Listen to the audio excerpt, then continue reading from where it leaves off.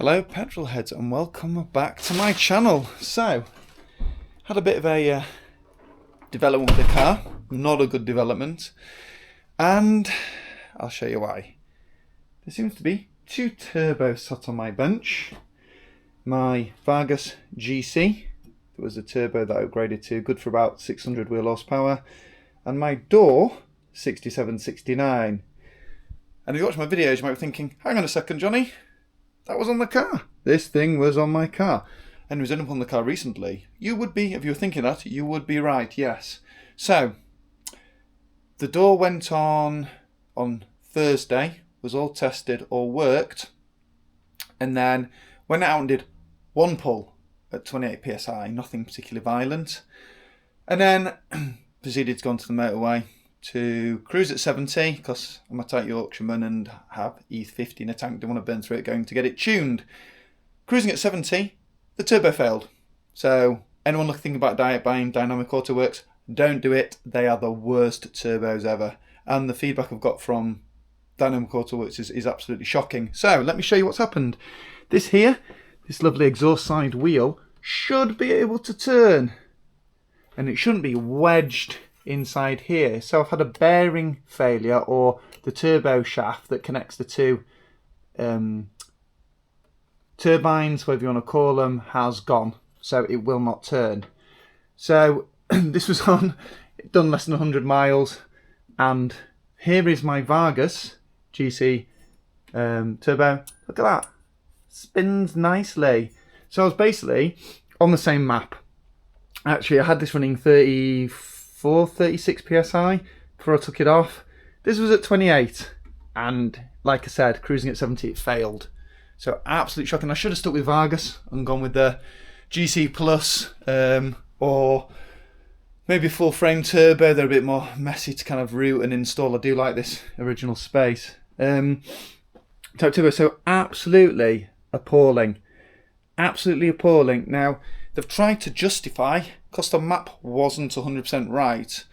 Now, if the map wasn't 100% right, what's going to go wrong? The engine going to throw a rod, throw a piston, melt something before the turbo goes. But in their view, 28 psi, I was too violent on the turbo. Okay. Bear in mind, the claims on their website, DAW's website, is this thing can run shed loads of boost, shed loads of power, rah rah rah. You read the website.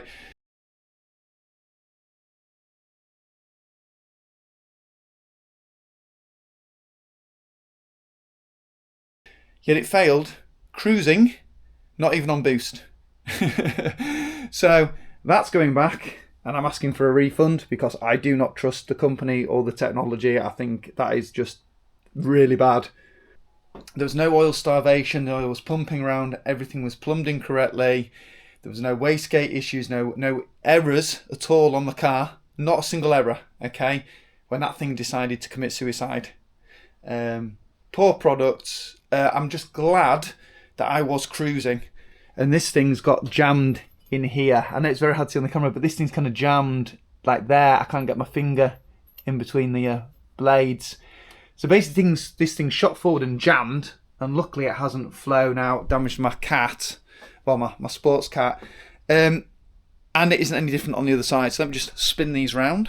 Vargas one, bear in mind this has been on for about 3-4 months. Look at that.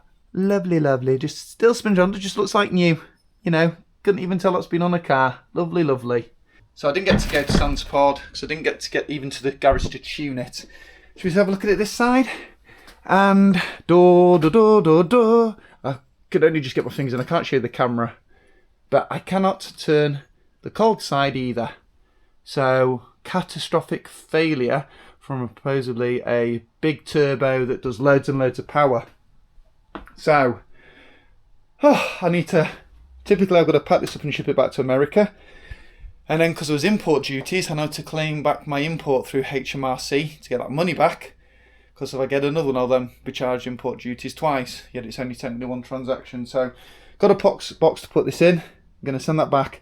They want to do a tear down to see what's gone wrong. I really don't care what's gone wrong. It has, catastrophically, and in less than it being on the car for 72 hours it had failed.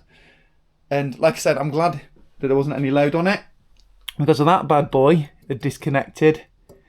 It could have gone up and taken out my charge cooler. Fragments of it could have gone in my engine. It could be a whole lot worse for me and for DAW. Yes, at the minute my car is turboless, and it is. I don't want to put this back on because I've obviously paid to have this put on. Kind of irrelevant, but I don't want to put this back on again. It's a great little turbo, but I want more power. So yeah, I'm just going to leave the car without a turbo on as it is. And it also gives me a chance to send this back, because they sent me this wrong. This is the heat shield. And again, Americans don't think outside of America, so this doesn't fit, because on our side, obviously on the layout, with it being right hand drive, there is the drive shaft, steering column, sorry. This can't go in anyway, so it gives me a chance to send this wasted money, this 150 quid worth of wasted stuff back as well, and the turbo. So I'm going to pack this up, weigh it. This is going to be for sale. It's for a Gen 2, so it's only been on the car a couple of months, still got warranty.